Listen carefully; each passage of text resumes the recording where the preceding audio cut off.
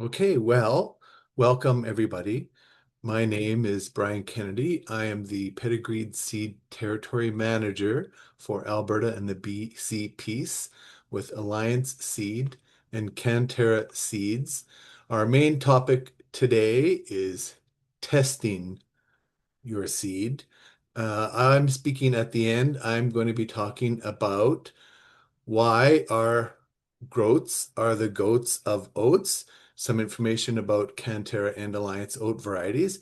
Before I speak, Ruoxi Xia from Alberta Grains will be talking about the importance of starting your crop with certified seed, the agronomic benefits. And we're starting off this morning with Moses Palmer from 2020 Seed Labs, who will be talking about understanding seed quality, the importance of thorough seed testing. Moses is an accredited seed analyst, and I will now turn it over to you, Moses, if you're ready to go. Thank you, Brian. Good morning, everyone. Um, Thanks for making time to join us today. And Brian and everyone else, thanks so much for the invitation to speak today. I hope everyone can see my screen, okay? Okay, so I'm just going to jump right in. My agenda for today will attempt to cover a few things in this webinar. First, I'll tell you a bit about us here at 2020 Seed Labs, what we do, what our track record has been. And then I'll move a bit into highlighting, answering a really important question. And this is a question that hasn't been really asked for some time, but considering the economic environment we are in now, there's more people asking the question, why should I test my seed? All right, so I'll try and persuade you to continue to test your seed. And then after that, I'll talk a bit about some test offerings that we have that you don't necessarily hear about every day, but could be very useful tools for you when it comes to decision making around farming. And then I'll talk a bit about fusarium testing. I'll highlight fusarium testing towards the end, and we'll have a discussion around the test offerings available for that particular disease, and also when to use it, and how to interpret the results that you get. And then I'll stop at the end and give opportunity for some questions. Sorry So for 2020, interrupting, Moses. yes. Apparently, people cannot see your screen. Oh, okay. I will attempt to share it again. So can you confirm that that you can see it now? Yeah. Yep. Okay, perfect. So I will attempt 2020 Seed Labs. We started Sarah Foster, who started the company in 1989. Still works here in the lab. We're proudly Canadian owned. We've refused all um, attempts to change our structure, and we're still privately owned. The business is still run by Sarah Foster and Kerry Matson, who is a business partner, and both of them still work daily in the lab. So we have like a long history and a good base of knowledge in the lab when it comes to testing. Since 1989, we've expanded quite a bit. We have 3 locations now. We have a lab in Winnipeg that handles most of the testing, and that's towards the eastern side of the country. And then our main office here is in Nisku, but we also run a contract season lab out of Chile during the year. So around this time, analysts are getting ready to go down to Chile, and they'll be down in Chile for about 2 months. From February, and all they'll be doing is testing canola seed that is destined to come back into the country for treatment and sale for the spring season. And so we go down there to support that operation. Our labs are fully accredited. We hold several accreditations, as well as we're memberships of several professional bodies like the CSGA, Seeds Canada, and the American Society of Commercial Seed Technologists. So we involved in the industry quite a bit. Some of our partners that I chose to highlight here, Seed Tracker. Seed Tracker's work is doing an amazing job to reduce the administrative burden that growers have to deal with, as well as bishop plants who are their drop pans and their oil grades are great for reducing mechanical damage in pulses and peas, for example. So I just thought I'll highlight some of our partners that we work directly with. So now let's come to the question that's been bugging a lot of people recently. Why do I test my seed? Well, we are in a time where everyone is feeling that economic crunch and people are making decisions around what can we cut? And unfortunately, seed testing seems to be one of the things that people are deciding. Oh, I might not actually need to test today because last year's crop was good, or I got this seed from this grower who had a good year, and so I'm just gonna assume that the seed is good and go ahead and test it. Well, seed testing in itself, as a tool for decision making for growers, ensures seed purity, and you want to ensure that seed purity because you don't want to introduce weeds that could become a problem into new areas that do not have them. And seed testing is one way to catch that. If there is disease issues with your seed, we can detect that in a seed test, give you that information, and it can help you decide what to do next. We know diseases like Fusarium head blight and bacterial leaf streak can cause yield losses up to 70% if not taken care of. And so the question is a risk-based decision. How much are you willing to lose compared to running a test that costs you very little to get the information that you need to control the disease so that you can protect the yields that you've invested so heavily into generating? And then, of course, there's economic efficiency. Most of us have one option to go into the field and to seed. And if your germination or your vigor is really low and you choose that seed lot blindly and you seed, and it emerges in patches, you usually don't have another opportunity to go back into the field and reseed. And then again, there is the cost of even doing that, which is very unattractive. So I like to say seeding gives growers control, and that control reduces the amount of interaction they have to have with uncertainty and risk. But I just wanted to be a bit practical about why test your seed. And I know Rosie will probably highlight some tests on the agronomic side, but I thought I'll just highlight maybe just two tests and show you as a case study why testing is critical. So here I'll highlight the test, 1,000 kernel seed weight, and it's simply a test that we run in the lab. It's a very easy test to run and very simple test. We weigh 1,000 seeds and we give you an idea of what your average seed weight is. And that is very useful information that goes into your seeding rate, because if you know exactly how many pounds of seed you want to put down, you can relate that exactly to 1,000 kernel weight, and then you can target that right plant population that you need.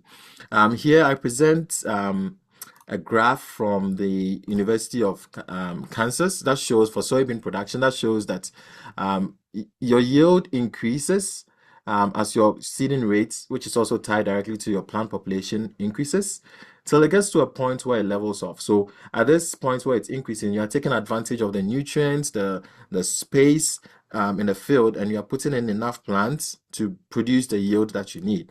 It levels off at a point and then it starts to decline. So this declining place is where you have competition, right? So you have plants fighting for nutrients and water and light, and so then your yield starts to decline. So knowing exactly how your 1,000 kernel weights could help you avoid a situation like this, where you know exactly how much seed to put in the ground to target the plant population that you need for the yields that you expect. Another important test is a vigor test. So a vigor test also feeds into that seeding rate that I mentioned earlier, because you need to know what your mortality rate is. How many seeds within your lot will probably not emerge or germinate within the time frame that you're considering. And then if that mortality rate is high, you can adjust your seeding rates to make up for it. A vigor test, unlike a germination test, looks at unideal conditions. So a germination test answers the question, how will my seed perform when conditions are ideal? So when there is 20 degrees Celsius temperature outside, the light is perfect, there is enough moisture, how will my seed perform? On the other hand, we know that in the early spring when growers are seeding, conditions are not ideal. more and more growers are trying to go in early. And there is now, Dr. Brian Barris, for example, is leading the way talking about ultra early seeding. So going really early, seeding into moisture, avoiding that drought and heat spell that we see towards the end of production. Um, Avoiding that. And what that means is that growers are seeding more and more into conditions that are not ideal. You need to find out what the lab that you're testing your seed is using, what method they are using for their vigor test, because there are several vigor tests out there. And so a higher vigor simply means you have better field emergence and you have resilience. Um, if you're dealing with seeds and storage as well, a vigor test is a great way to check the performance of your seed over time. So let's say if you're testing seeds over year over year, what we realize is that because the vigor test is a stressful test, you start to see a decline. And here I present a small graph here to demonstrate that. You start to see the germination test, which is this solid line up here, continues to be stable and then it drops off gently. But because the vigor test is a stressful test, we start to see a sharp decline in the vigor before the germination follows there. So the vigor test in itself could be an early warning system for you to give you an idea of when your seed quality starts to deteriorate. So these are just two tests to give you an idea of the why it's critical to perform, perform testing, seed testing, even though there is that need for us to figure out what is the cost, what is the benefit. I just want to highlight a few tests that we offer. Some of these might be tests that you are probably not aware that we offer. And so the first one that I want to mention here is wheat maize refuge testing. So in Canada, we don't really have a lot of options for controlling the wheat maize.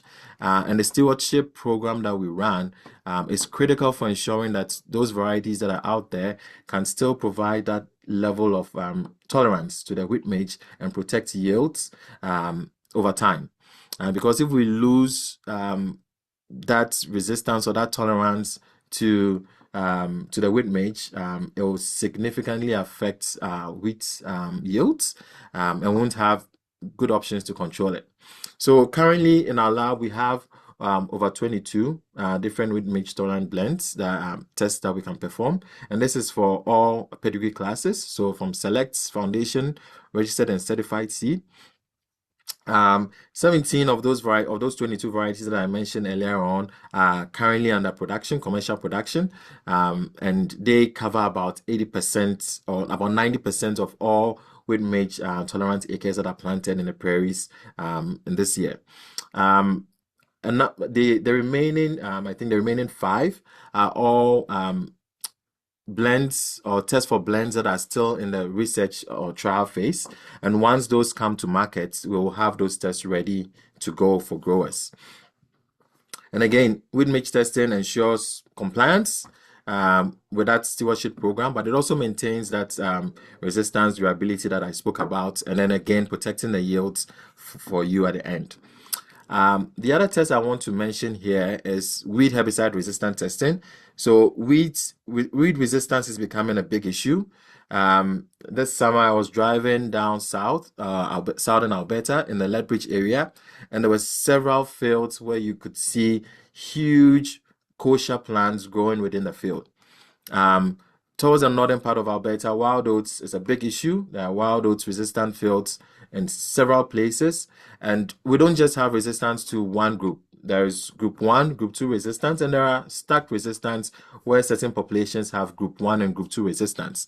What that does is that it severely limits the growers' option for control in season and even before the season. And so understanding what resistance you have and what level of resistance you have is critical. It's good information for you to have to determine what your next approach should be. At 2020 Labs, we offer 2 options for weed herbicide resistant testing.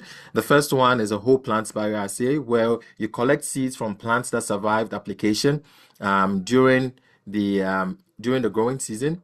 And at the end of the season, you send those plants, those seeds to us. We grow them in a greenhouse. We spray them with your choice of active, and then we can tell you if your plants, population of wild oats or kochia, for example, will be susceptible to that herbicide in the next season. In season, while let's say a grower has sprayed, they go back and they see that the plants didn't die or there are new plants that are coming up. We can run DNA leaf tissue analysis and tell you what resistance you have again. All that's very, very useful information for the next steps. I just want to highlight disease testing as well. So disease testing as a whole is a great tool for growers to make informed decisions around how much disease load they have on their seeds and how that could correlate to disease infection in the field. In most cases, the seed-borne diseases do not necessarily only affect the seed or the crop in that first year. Um, Most of the disease overwinters in stubble that is left on the field and infects subsequent crops that are grown in a year. Seed testing as a whole is a great way for you to determine what the pathogen is, what disease-causing pathogen is present, and then that could lead to a discussion with the agronomist or with the team to figure out what seed treatment, for example, could be useful, or in season, what foliar application could be done to protect yields. So another great tool for testing. And another disease testing, we have a few options. So I like to highlight the fungal screen because I find it as a very useful tool. It provides you with so much information that you wouldn't typically get in a one disease test. Let's say if you are looking for Chulu Smart in barley, it just tells you whether Chulu Smart is present or not, or how much you have. But this fungal screen gives you a really good idea on what your disease load overall is. During the fungal screen, we typically report organisms growing on the seed into three categories. The first one is pathogens. So these are fungus that are causing disease on the seed. The next one is saprophytes, and these are just fungal bodies that are on the seed that feed on dead material. So once the seed is dying, they just facilitate the deterioration of the seed. And then you have storage mold. So this is pathogens that cause deterioration on seed that is in storage. Typically in the lab, we're seeing the following pathogens in the lab. So Fusarium graminearum is one of the big ones that we see. Fusarium is widespread and it's in most seed lots, and so we see quite a bit of it in the lab. Other Fusarium species like Fusarium comorum we can identify as well during the test. Cochleobolus sativus is also very prevalent, causing several root rot conditions in seedlings. Pyronophora species, as well as some septoria, causing septoria leaf blights and other septoria diseases in seedlings. So we see mostly these 5 in test. These are the top 5 that we see. For the saprophytes, they are the main 3 culprits. So Alternaria, Cladosporium, and Epicoccum are very common saprophytes that we see. And then for the storage molds, Aspergillus and Penicillium, we see these a lot on seeds. Again, once you have a profile like this, you can decide how do I manage my risk going into the season based on what I see. And it's only seed testing here that can give you that option. Another request that we've received frequently is growers asking that question, let's say after a fungal screen test, saying, hey, I would like to use, or I've had a discussion with my agronomist, we've decided that this particular seed treatment will be great in protecting the seed lots. Can you do a side-by-side treated versus untreated and see if it improves or if the seed treatment provides protection against the pathogens that we are seeing? And so in that case, we'll run a treated seed. So we'll take your seed lot, we'll treat it with a seed treatment you have requested for, and then we'll run a side-by-side. We can do it both ways. We can do a Fusarium plate test where you have treated versus untreated, but we could also do a germination test where we have your seed lots that is treated versus seed lots that is not treated, and you can see if there is an improved in most cases we see an improvement in the germination or in the growth or in protection, but again there are thresholds depending on how high the infection is. If there are if the infection is really, really high, sometimes we just see marginal improvement. And again, it also depends on the kind of seed treatments that you choose. Again, here I'm referring to contact versus systemic. If the whole goal of it is to be systemic, then the idea is that the plant will require more time to take up the seed treatment and provide that protection over time. Whereas the contact provides that zone of protection around the seed and limits the ability of the pathogen to grow and cause disease. So again, you can see side-by-side testing. That's a great way that growers would come to us and want that information through the testing. Another test that we don't get to talk a lot about is the bacterial leaf streak. So bacterial leaf streak is becoming increasingly a big issue. The bacteria itself is seed-borne, but it also survives in residue, and you have epidemics breaking out, especially in years where it's really warm and humid, and years where we have a lot of precipitation. So we're starting to see more of it come out. I know Kelly Teckington at AFC Lacombe and his team are working really closely on this, watching to see, trying to understand how the testing relates directly to infection out in the field. So currently we can detect the presence of the Xanthomonas translucens, pathovirus that cause the disease. We can report what levels you have, but I think there's still a lot of work being done right now through AFC, and we're collaborating with Kelly's team to figure out how much infection results in how much infection out in the field, because that is very useful for us to understand. So we have this test available for growers. Again, if you want to check to see if the seed lot has it, the best approach is to avoid seed lots that have bacterial leaf streak, because we know that because it's a bacteria disease, fungicides do not work against it, and yield losses in some cases up to 50% have been reported, and so you want to avoid that. So testing again provides you with that option to decide to choose another seed lot if necessary. We recently launched our Morton Barley VID. So Morton Barley VID testing is available now for growers. Growers can take this test to ensure that they are meeting that 95% varietal purity that is required by maltsters if you're submitting sample for Morton. And again, this test supports both seed growers who want to confirm the varietal blends that they are making or the varietal purity of the seed lots that they are making, seed producers, maltsters, and breeders across Canada. So great test if you're interested in. We all know that acres under potato production has increased significantly in the prairies recently. And Alberta has found its way into one of the top spots for potato production worldwide. And for most of the cases, growers had to take seed lots out to PEI, to Charlottetown for testing, or all the way to BC for testing. In some cases, they had to take samples all the way to Alaska for testing. Alberta potato growers have been asking for a seed lab within the province to provide that testing for them for years. We've stepped up. We are currently offering ELISA testing and IMF testing for bacterial ring rot, as well as RT-PCR testing for all those viruses that are important for export, as well as seed production itself in Canada. We're currently still working on our mop top virus, so that should be available in the new year, and that would provide a complete suite of testing for growers within the province.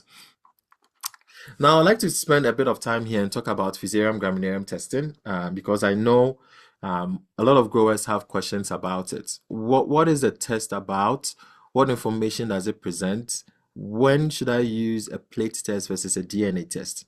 So, Fusarium graminearum had been on the pest list here in Alberta for so many years. It recently got taken off the list, but it doesn't mean that suddenly Fusarium graminearum or Fusarium head blight is no longer a risk or a challenge for growers to consider. Growers now have been left with a unfortunate challenge of deciding themselves what is the risk that they are willing to take. We offer two main tests to support that decision making. The first one is a Fusarium plate test. And this test, it's more of the standard test. We usually will plate 200 individual seeds on a petri dish. We'll do a surface sterilization before to get rid of any Fusarium dust that is just on the surface or late season contamination on the seed. And then we'll plate it. It's usually a 7-day test. And then within 7 days, we can give you an idea of, or we can tell you how much Fusarium infection you have. And again, the lowest percentage we can report to is a 0.5% infection. And that represents one seed out of the 200 seeds coming back as Fusarium positive, Fusarium graminearum positive. So this test is useful, especially in areas where people know already that they have infections out in the field. So if there's an area, a good example is the southern part of Alberta in the Ledwidge area where there's a lot of irrigation. We know Fusarium infection there exists. And so for them, in those areas, they would want to know how much of it do I have versus answering a question, do I have it? So the plate test is a great test to use in that instance.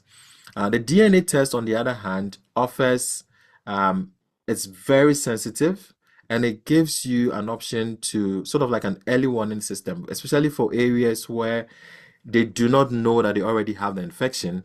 The DNA test is a way to check because that detects the smallest amount of infection present. And it answers the question yes or no. So here I'm showing exactly how those tests are reported in the lab. And here for the DNA test, it's a no. We just respond yes or no. The DNA test is more of a soak test, and so for that, we do not do a surface sterilization. Again, our goal is to find the smallest amount of infection you have, and so any infection that is on the seed, even if it's late season infection, we'll detect that and we'll report that as well. For areas that do not have it, some would go with the approach of testing the DNA and finding out if we have it or not, and then if it returns a positive result, then they can take the next step to ask the question, how much of it do we have? And in that case, they can do a plate test. The DNA test is really fast. It runs again on PCR, and that has a turnaround of 3 days, whereas the Fusarium plate has a 7-day turnaround. Again, depending on when we get it in the week, sometimes we can provide results in 5 days for the plate testing. So those are the two scenarios that we have growers using these two tests. Someone might ask a question, are there instances where you could have a Fusarium DNA test coming back as positive or detected, and then the plate test comes back as 0%? And the answer is yes. Again, depending on how much infection is present, the DNA test will pick that up right away, but the plate test might not, because we surface sterilize. If it's just late season infection or it's just infection that is just on the seed, all that will be lost during the surface sterilization process. And again, the goal is to find Fusarium that is growing within the seed itself into the media. So those are all the scenarios that we have. And if you have questions towards the end, I'm happy to delve in and provide more information on that.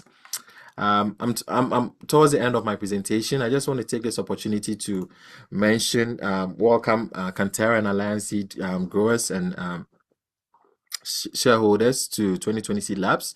So we just launched the CANTERRA Seeds Alliance preferred testing program that allows growers who are growing CANTERRA seeds or Alliance seed varieties to receive preferred pricing on single tests. And they could also have access to seed health and disease diagnostics. If you've received your results and you're looking for just extra information, or you're looking to talk to someone about your results, you can feel free to reach out to the lab with concerns, and the lab will be able to support you under this program. We also provide seasonal resources and insights and webinars like this from our lab. Again, if you have any questions about this program or about anything that we've discussed today, later on you can send an email to support@2020 Seed Labs. And specifically for the CANTERRA Alliance program, just include in your title CANTERRA Alliance, and then someone will reach out to you right away and assist you with a response. Several ways to connect with us in the lab. Our website has great resources. Our learning center is updated with tech bulletins and useful information. We perform or we provide webinars during the season. So connect with us, join us, let's have a conversation. We recently started doing this lab link podcast that essentially links what we do in the lab to experts that are out in the field, and it's a very relaxed conversation to listen to. So I'll encourage you to join. Again, you can connect to us on all our social media platforms, on X, Instagram, LinkedIn, and so on. Thank you so much for your attention. At this point, I'll stop and see if we have any questions. Thanks, Moses. If you wouldn't mind stop sharing your screen, I'm monitoring the chat for any questions. I do have a couple of questions myself, Okay. um, if you don't mind, and I'll kind Yeah. of go backwards a little bit. You mentioned the malt barley vid test. What does vid mean? So the malt barley, it's a varietal ID test. So we like to call it Okay. malt and barley VID, but it's a varietal ID test. Okay, thank you. And my next question is BLS, is it isolated in certain regions of Alberta or is it more or less everywhere? And is it growing? Are there maps available on where it's more common? So it's a relatively new detection. I mean, there were for years, we're seeing infections in the States, and we're hearing about infection discovery and in the Dakotas, and we're watching it come through. I think Kelly's team, so far, the ones that I know that are doing a lot of work on it, and they are currently not at that point where they are doing surveys. To identify where it is in the prairies, but they know that infection is quite widespread. Most people typically you'd see like all these oozing, like almost like small moisture beads on the seeds, and those are all the bacteria that is oozing onto the leaves. And so infection is quite widespread, or we don't have maps yet to identify it. And in the lab, we're we're still not testing enough like we do with the fusarium to be able to generate those fusarium maps. But we are tracking where infection is and what is happening, and probably we could share that later on, just based on the seed lots that we have tested and show where infection is at the moment.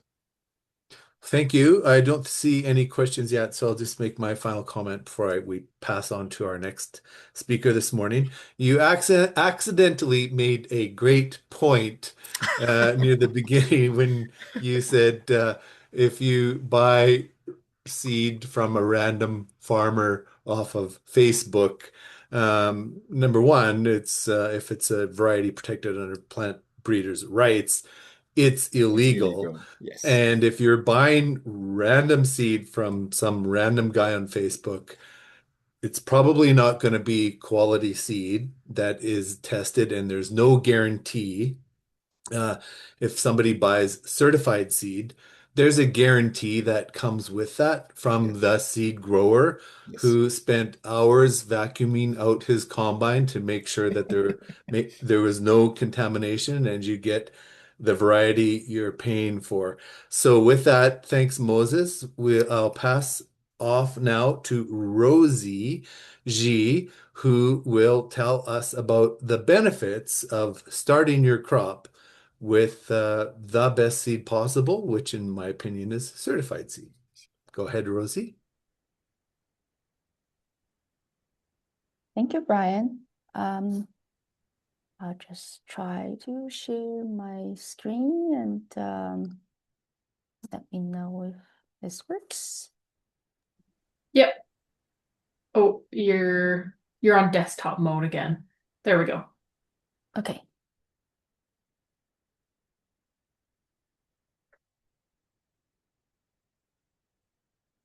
Yeah.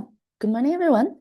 Thank you for Brian for the invitation, and thanks everybody for joining. And my name is Rosie, and I'm the agronomy extension specialist from Alberta Grains.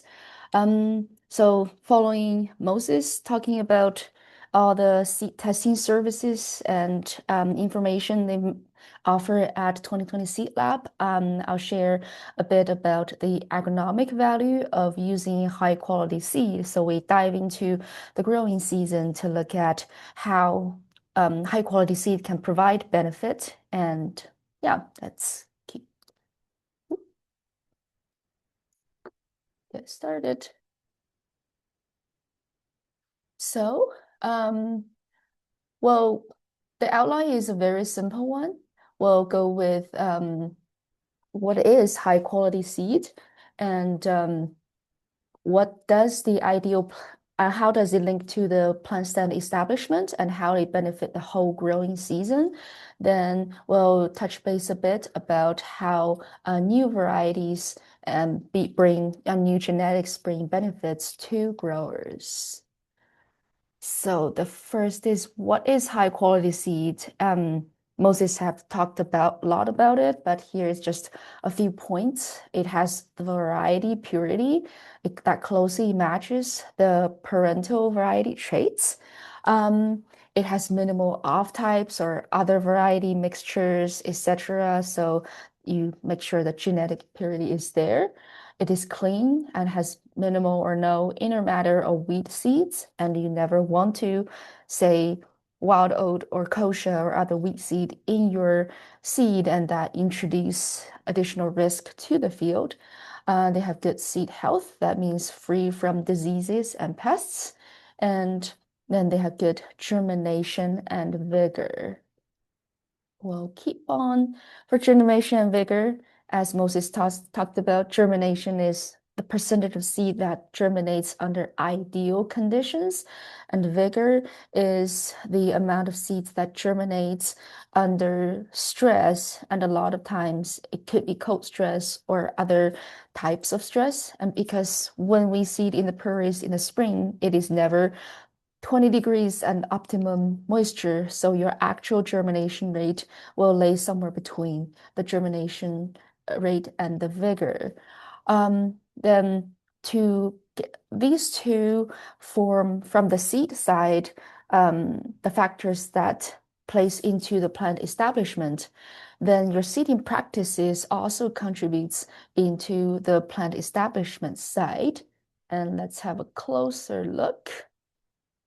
So as we see, the seed quality and using a high quality seed removes the risks from the seed side. And using a certified seed is one of the ways to do it, to use a high quality seed.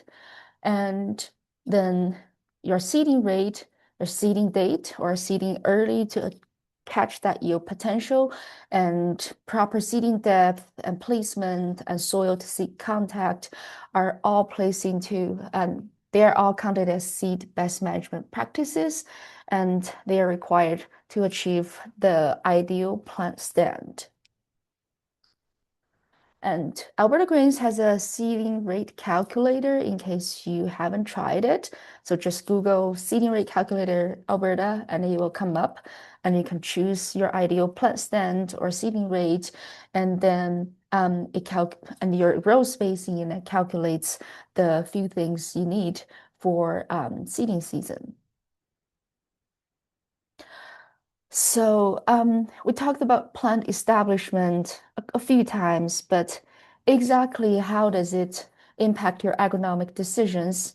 So from the growing season point, following are a few examples of how a good plant establishment can help. They compete better with weeds. There is good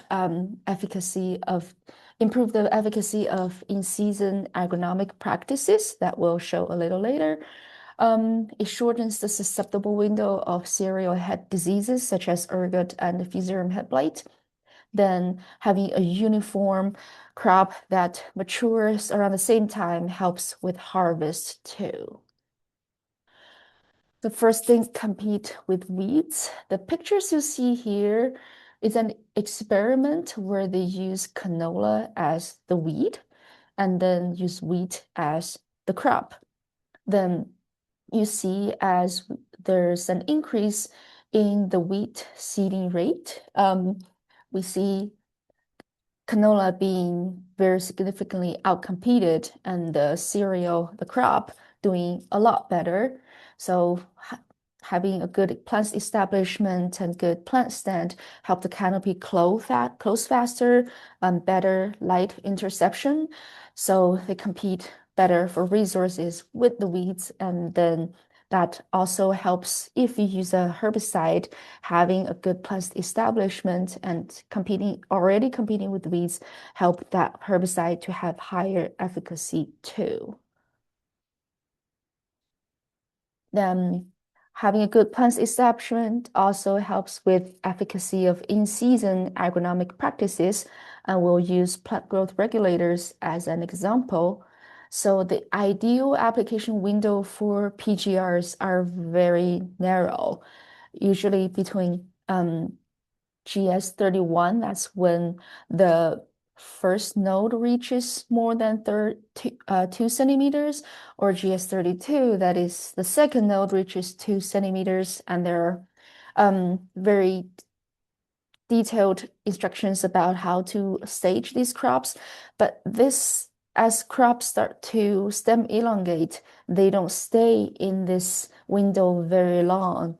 And then the PGRs need to be applied on this stage for optimum height reduction and lodging reduction. So imagine if you have a field where the crop is very uniform, and you have a much higher chance of timing this PGR application correctly and getting that optimum efficacy of this PGR. But on the contrary, if you have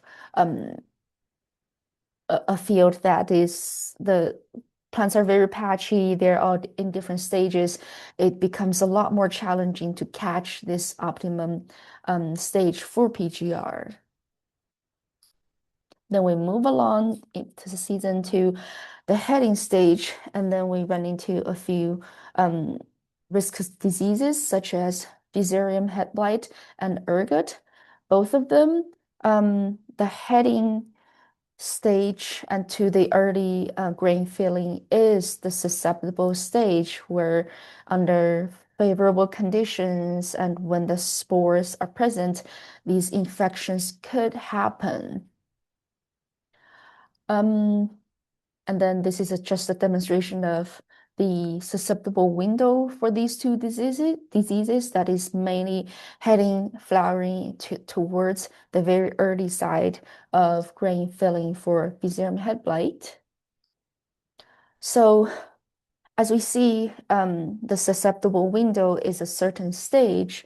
Then when you look at these two fields, the one on the left has a lot of patchiness and some plants already at the flowering stage, while others still have at the stem elongation.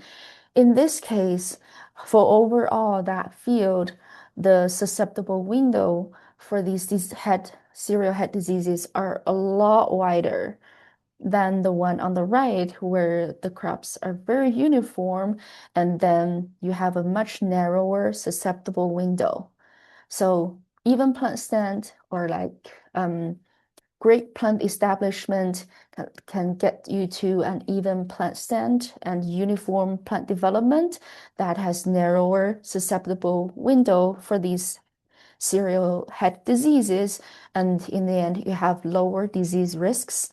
And also, if you decide to apply a fungicide in that case, it's much easier to time that fungicide if you have a crop that looks like the one on the right versus the one that looks like the one on the left. Then we move further along to maturity and harvest.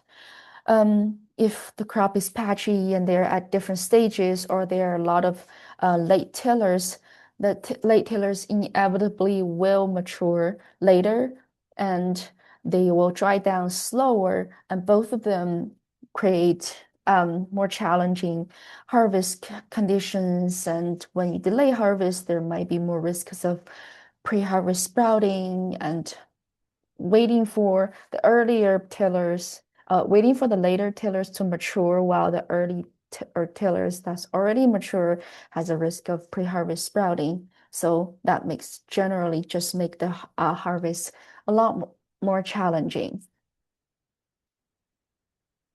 So and another factor that plays into the seed, using the best seed, besides the best quality seed, is using the best variety that's on your farm. So every year there's a decision of should I try a new variety or stick to the variety I'm already familiar with and know how to work with it. Just sometimes it's not always best to switch to the newest variety every year, but it's always a good idea to keep on top of your mind what are your farm's challenges, and if the new varieties provide a tool to help with them, or they have just overall better yield potential. And there has been a study done in the prairies that between 1995 and 2020, over the 25-year period, for every $1 of investment in variety development, it brings $33 return to the Western Canadian farmers. So it is a great investment in rate. It is a great rate of return. And also in the registration period, the new varieties are only registered when they are equally good, at least equally good, or better than the Czech varieties. So overall, over time, adoption of new varieties help you catch the genetic advancements that has been happening over the years, and then those can help you with overall your farm operations and in the end, your revenue. And if you want to test new varieties and seeding practices, Alberta Grains has a plot-to-farm on-farm research that is replicated and scientifically designed on-farm trials. And they can help you assess the questions you're asking on your farm. And historically, we've done different seeding rate or row spacing or variety comparisons on the farm, so you can test that out with the help of us and the agronomists and help you make on-farm decisions. So overall, as a summary, I drew this kind of an idea map. From the agronomy standpoint, plant establishment is the foundation of the whole growing season that help you compete better with weeds, help you better time the agronomic practices, then shorten up the disease susceptible window, make it easier to time that fungicide, and more uniform maturity can help with harvest. And all of these contribute to yield and grain quality. And the variety selection plays into that part too, as you gradually update the genetics of your seed. Then to get to good plant stand establishment, you're using a high quality seed and using seeding best management practices are two of the key tools to get to help you achieve that. And to use high quality seed, one of the ways is using certified seed, and then to set that foundation for a good growing season moving on. So this is thanks everybody for listening, and feel free to ask questions and reach out to Alberta Grains if you have agronomic questions. We'll try our best.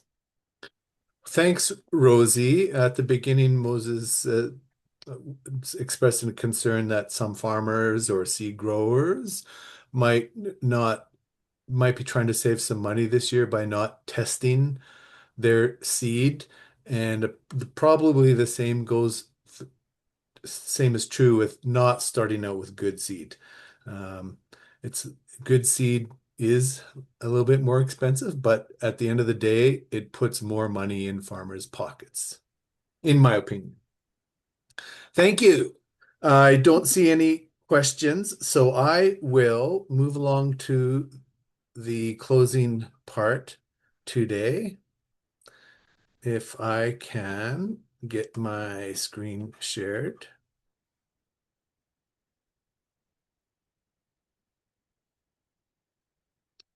Okay. Hopefully that is the right one. While I have everybody on a webinar today, I wanted to briefly talk about our oat varieties and why our groats are the goats of oats. Sorry for the grandfather alliteration joke. So I'll talk about both CANTERRA varieties and Alliance varieties, but I'll just briefly go over a few older statistics and what the updated information I got from Stats Canada. So this is an old graph showing the Canadian oat production up until 2020, and as of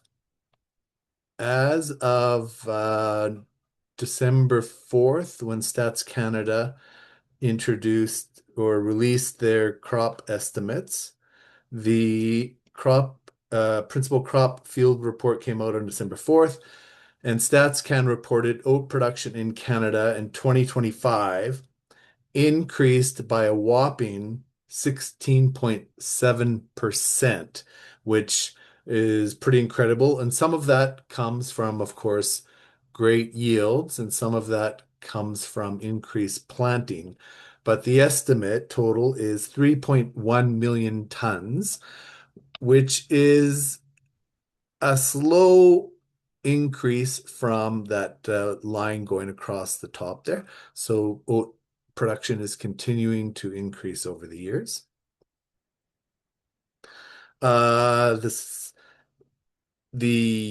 is just a map of oat production in Western Canada. Saskatchewan produces about 50% of the oats in Canada, and you can see that heavy concentration in northeast Saskatchewan. And there's also quite a few around Edmonton up in the Peace Country.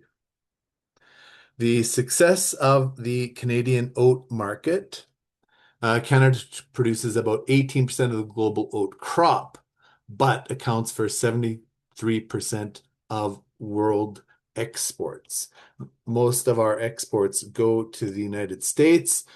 These are the top four estimations in 2021. I'll tell you why I have 2021. USA is 83%, Mexico 5, Chile 4, and Japan 3. POGA has put a great effort into market development in Peru, Mexico, South America.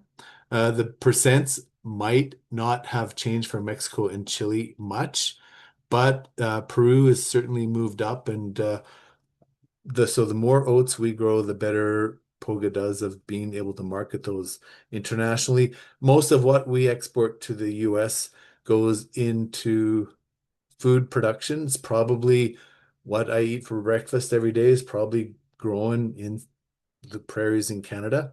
A lot do go to California for the racehorse industry.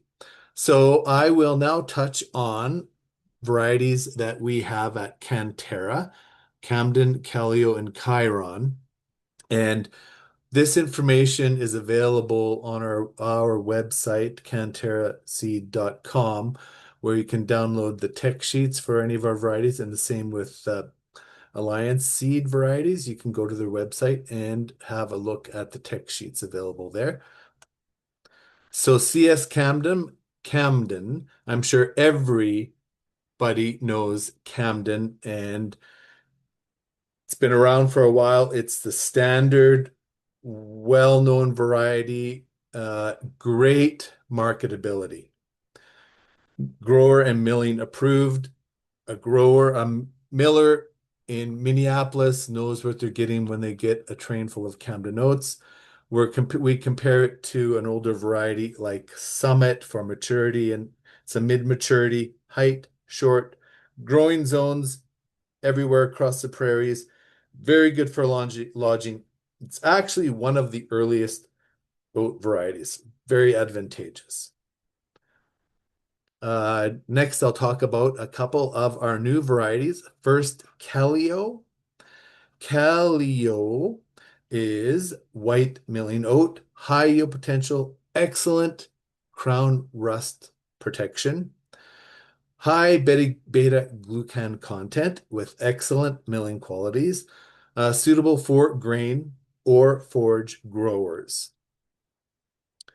And I will just move on. I lost my slide advance button. Chiron, another new white milling oat, high yield potential, early to medium maturity, high leaf biomass as well, so it's suitable for forage and silage growers. Height, it's short, all oat growing areas of the prairies, and moderately resistant to crown rust and resistant to smut. And now I'll move on to 3 varieties by Alliance, 2 that are on the market and 1 that is almost on the market. Endure Oats is a very high yielding variety, greater than Morgan in 2 of the 3 soil zones and under irrigation, excellent resistant to lodging, high kernel weight, greater than all of the checks, high plumps, fewer thins, consistent high beta glucan content for high milling quality across all the geographic areas of the prairies. It's actually a little bit earlier than Camden, moderately resistant to crown rust. One of the weaknesses, it is a little bit more susceptible to stem rust, but it's not any worse than Morgan.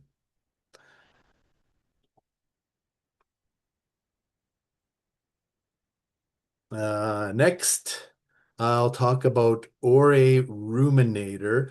If you've ever been out on a crop tour or visit some research plots and you've seen these plants that have huge leaves that look like bamboo plants, that's a good hint that it might be a ruminator. Or a ruminator is a new forage oat, providing growers with incredible biomass. Very good lodging resistance. There's long days to heading and maturity, which means once it's headed out, the window before it needs to get harvest is longer, which gives some more flexibility. Resistant to plump, overall high grain yield, and very high biomass. According to StatsCan, about 9.4% of the oats grown on the prairies are a forage oat.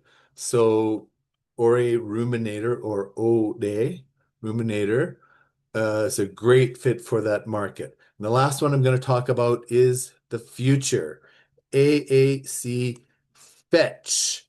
This variety is very fetching for oat growers. Offers early maturity, high yield potential, strong disease package with resistance to crown rust.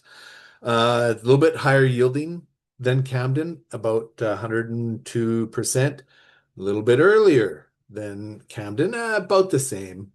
Low thins, high protein, very low oil content, good beta glucan content, excellent TDF, resistant to oat crown rust. Heading similar to the Czechs, lodging is similar to the Czechs, plant height similar to the Czechs, kernel weight similar to the Czechs. And so this variety is really exciting because it's just a little bit earlier than Camden with a little bit higher oat potential. This variety is still in the very early breeder seed stages. So if this is something that you might be interested in, talk to your local seed grower, alliance growers, and try to twist their arm or tell them, hey, that I want to plant that variety 2 years from now. Gives them the message that they need to start growing these early generations now so that they'll be able to offer that to you in the future. That was all I wanted to talk about